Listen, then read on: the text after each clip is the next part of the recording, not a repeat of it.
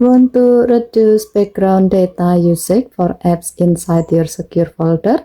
Let's turn on data saver to keep your mobile data in check. Here's how to enable data saver inside your secure folder so apps will not consume unnecessary data in the background.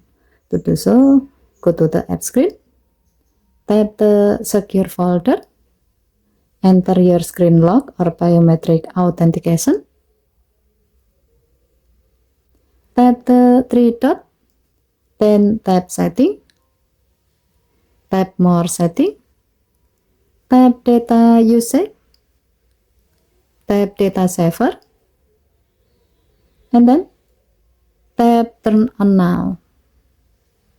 Once it's enabled, you will see the data saver icon in the status bar, which means your secure folder apps are now restricted from using background data. And that's how you can enable data saver inside the secure folder. It's a simple way to protect your privacy and save data at the same time. Okay, thank you for watching. Please help to like and subscribe. Have a nice day.